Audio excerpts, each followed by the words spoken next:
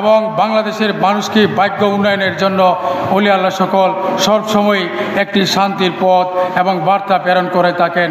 ইতিমধ্যেই জাকের পার্টির chairman Hezbollah ইমাম ঘরে ঘরে পবিত্র পার্টি জাকের পার্টির মার্কা গোলাপপুর মার্কার ঐক্যবদ্ধ হওয়ার জন্য সর্বস্তর মানুষকে এবং সর্ব ধর্মের মানুষকে এই পবিত্র পার্টিতে আহ্বান জানানোর জন্য প্রত্যেকের উপরে আমাদেরকে হুকুম করেছেন।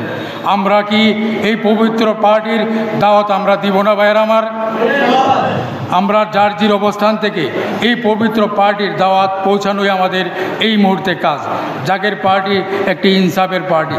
আপনারা হয়তো জানেন বাংলাদেশের বিচার ব্যবস্থার দিকে যদি আমরা চাই, কোনো দল যদি ক্ষমতায় আসে তার জন্য বিচার কিন্তু থাকে না।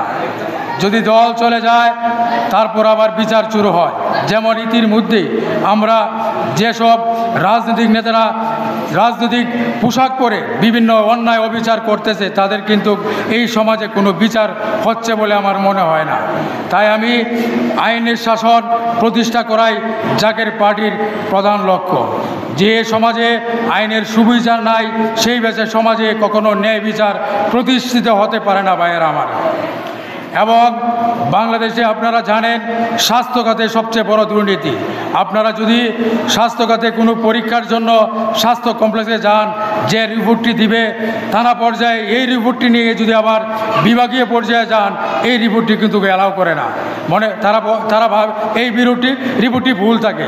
তাই আমরা আমাদেরকে সমাজে সর্বস্তরের মানুষকে স্বাস্থ্য খাতে আমাদেরকে বৈষম্য আচরণ করতেছে। তাই জাকের পার্টির চেয়ারম্যান হিজবুল্লাহ ইমাম স্বাস্থ্য খাতকে একটা সুস্বাস্থ্য প্রতিষ্ঠা করবে এই অঙ্গীকারে আবদ্ধ।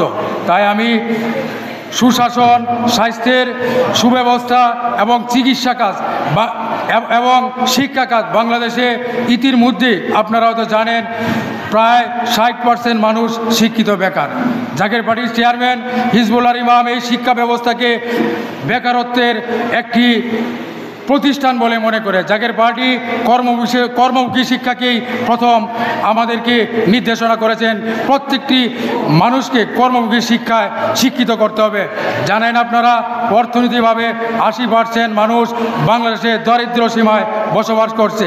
এই মুহূর্তে যদি আমাদের শিক্ষিত মানুষ আমাদের বোঝা হয়ে দাঁড়ায় তাহলে কিন্তু আমরা এই সমাজকে সুসংগঠিত করতে পারবো না। তাই জাকের পার্টির চেয়ারম্যান এবং জাকের পার্টির ভাইস চেয়ারম্যান ডক্টর সায়েম আমির ফয়সাল মনে করেন প্রত্যেকটি শিক্ষার প্রতিষ্ঠানকে কর্মমুখী শিক্ষায় শিক্ষিত করা উচিত।